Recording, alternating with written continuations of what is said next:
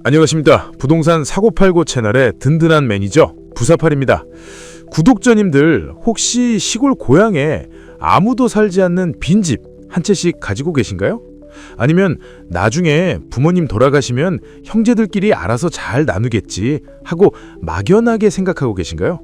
제가 오늘 20년 현장 경험을 걸고 정말 무서운 말씀을 먼저 드려야겠습니다.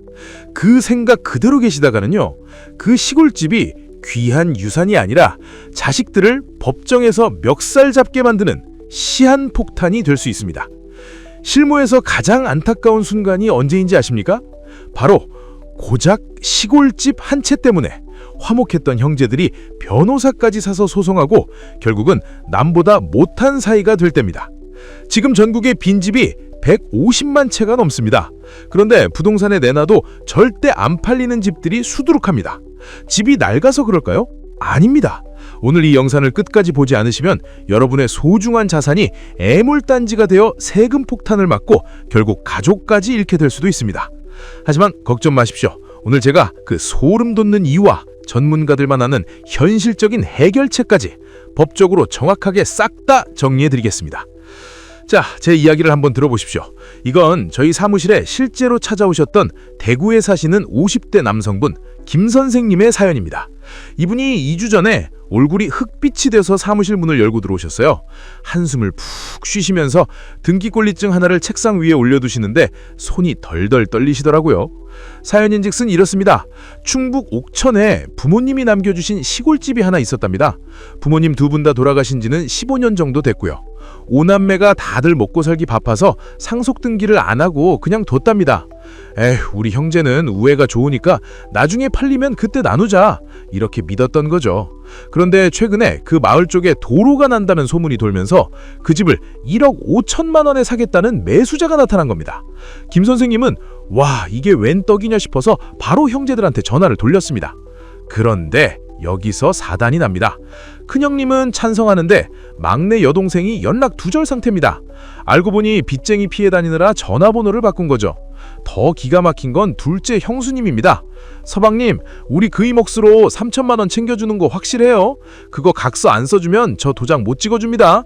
이러면서 버티는 겁니다. 결국 어떻게 됐을까요?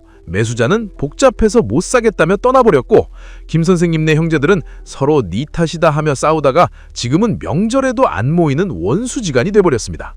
빈집은 흉가처럼 변해가는데 세금은 매년 꼬박꼬박 나오고 팔고 싶어도 도장을 못 찍어서 옴짝달싹 못하는 상황입니다. 도대체 왜 이런 일이 벌어질까요? 부동산학을 전공하고 경매 현장을 누비는 제가 그 구조적인 원인을 딱 두 가지로 짚어드리겠습니다. 첫 번째, 바로 토지와 건물의 소유자 불일치입니다. 이게 시골집의 가장 큰 함정입니다. 옛날 시골집 보면요, 땅은 할아버지 명의, 집은 아버지가 지어서 아버지 명의, 이렇게 따로 된 경우가 정말 많습니다. 심지어 건물은 등기조차 없는 무허가 건물인 경우도 태반이죠. 시간이 흐르면 토지 상속인과 건물 상속인이 달라집니다. 4촌, 6촌까지 지분이 쪼개지죠. 집을 팔려면 이 수십 명의 도장이 다 필요한데 그게 현실적으로 가능하겠습니까? 두 번째, 상속 등기를 미루는 안일함입니다. 많은 분들이 등기 비용 아깝다, 급한 거 아니다 하면 미루십니다. 그런데 여러분, 저희 여 소장님이 항상 강조하시는 말씀이 있습니다. 상속은 시간이 빚이다. 시간이 지날수록 상속인 중 누군가 사망하고 대습 상속이 일어나면서 상속권자가 기하급수적으로 늘어납니다. 처음엔 3명이면 될 일이 10년 뒤에는 20명, 30명의 동의가 필요해집니다. 그리고 그중 단 1명이라도 반대하면요, 그 집은 그냥은 절대 못 팝니다. 결국 어떻게 되느냐? 답답한 형제 중 누군가 법원에 소송을 걸고 판사님은 그럼 경매로 팔아서 돈으로 나눠라 라고 판결합니다. 결국 남 좋은 일 시키고 헐값에 강제로 넘어가게 되는 겁니다. 자, 그럼 어떻게 해야 내 재산을 지키고 가족의 평화를 지킬 수 있을까요? 실무 20년 내공의 핵심 해결책 3가지를 드립니다. 꼭 메모하십시오. 첫째, 부모님 살아계실 때 정리하십시오. 이게 가장 확실합니다. 부모님 정정하신데 재산 이야기 꺼내기 좀 그렇다 하시는 분들 계시죠? 아닙니다. 부모님 돌아가시고 자식들끼리 법정에서 싸우는 꼴 안 보여드리는 게 진짜 효도입니다. 증여를 하던 유언공정을 하던 이 집은 누구에게 준다라고 명확하게 법적 문서를 남기셔야 합니다. 특히 가치가 낮은 시골집은 미리 자녀 한 명에게 명의를 몰아주는 것이 나중에 100배 낫습니다. 둘째, 이미 상속이 개시되었다면 상속재산 분할협의서부터 쓰십시오. 등기비용 아깝다고 미루지 마세요. 형제들이 다 모였을 때 이 집은 장남이 갖는 대신 현금 얼마를 정산한다, 혹은 매각해서 n분의 1로 나눈다는 내용을 문서로 남기고 인감도장을 찍어둬야 합니다. 만약 합의가 도저히 안 된다, 그때는 질질 끌면서 집 썩게 두지 마시고 법원에 공유물 분할 청구 소송을 해서라도 정리하는 게 낫습니다. 물론 경매로 넘어가면 시세보다 싸게 팔릴 수는 있습니다. 하지만 아무것도 못하고 세금만 내는 것보다는 현실적인 출구 전략이 될 수 있습니다.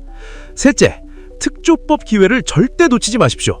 가끔 나라에서 부동산 소유권 이전 등기 등에 관한 특별조치법, 줄여서 특조법이라는 걸 시행합니다. 복잡한 서류 없이 보증인만 세우면 등기를 낼 수 있게 해주는 제도인데요. 중요한 건 이 법이 항상 있는 게 아니라는 겁니다. 몇 년에 한 번씩 아주 잠깐 시행됩니다. 이 기회가 왔을 때 못 잡으면 수십 년 묵은 꼬인 실타래를 영영 못 풀 수도 있습니다. 저희 부동산 사고팔고 채널 구독해 놓으시면 이런 법 시행될 때 제가 가장 먼저 알려드리겠습니다. 구독자 여러분, 시골 빈집, 추억이 깃든 곳이지만 법적으로 정리해두지 않으면 가족을 해치는 독이 됩니다. 실제로 제가 아는 지인 한 분은요, 저희 조언을 듣고 3년 전에 미리 시골집을 정리했습니다. 그때는 형제들한테 유산 타령한다고 욕도 좀 먹었죠.